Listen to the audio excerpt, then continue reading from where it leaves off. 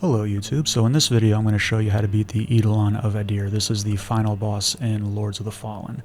So my build here is a strength build and I use a two-handed axe, so this is mostly going to be helpful to the strength build folks out there, but other builds can utilize some of the tips in this video.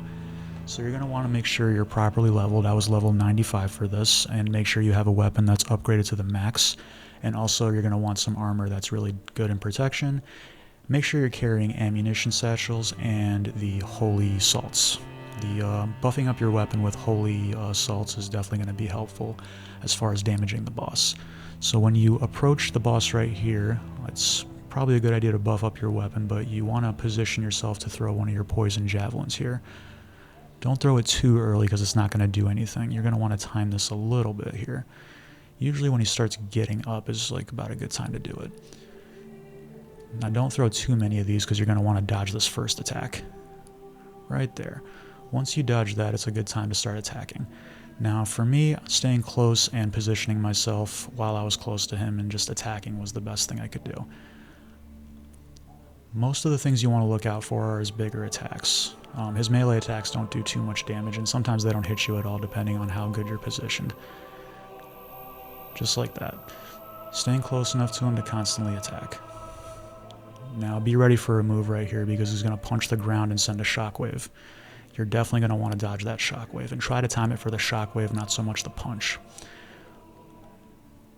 Usually when he does one of these bigger moves, it's a good time to not just dodge the move, but once he finishes the move, it's a good point to start attacking because you can usually get a few good hits in there. When he spins his staff like that, get ready to dodge the fireballs. Usually dodging to the left or right is helpful there, and you definitely want to keep a distance.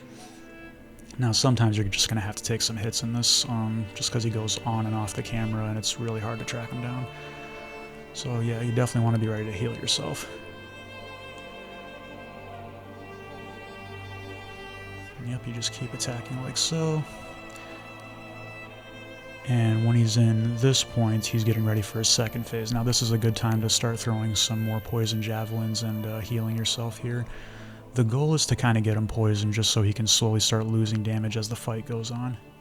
Now in the beginning of his phase, of the second phase, he's going to do this little dash move. You definitely want to be ready to dodge that. It's going to end with this really killer finisher. You'll know he's going to do it because he's going to be up in the air and he's going to throw his spear on the ground like that and send another shockwave. And usually when he does that, he pauses for a little bit and it's a good time to throw your little poison javelins there. And again, staying close is usually the best thing to do here. Just attacking as much as you can, not worrying about his melee attacks, just his bigger ones like the fireballs or the little slash things he does. Yeah, you definitely want to be mindful of that move there. Throw your poison javelins whenever you get a chance and make sure you can get him poisoned. That's going to definitely help you a lot. You see his health going down there. And yep, positioning yourself when you're in front of him and kind of a little bit to the side and just attacking as much as you can. Be mindful of this move here, another shockwave.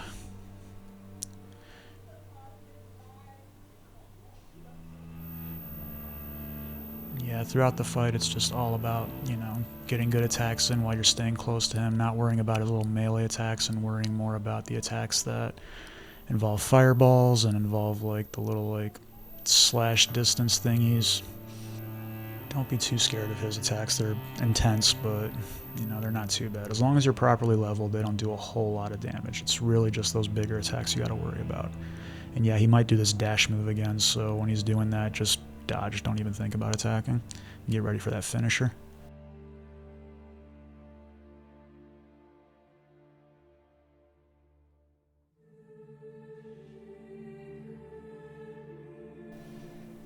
Now, yeah, try to time the dodge for that finisher. Don't do what I did there.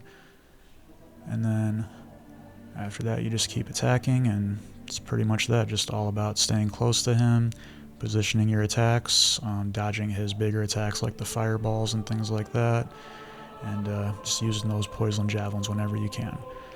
So hopefully this helped some people out there. I know this boss is kind of a bit of a struggle, but just take some practice, get those move sets down, time those dodges, you'll be alright. Thank you so much for watching, and until next time.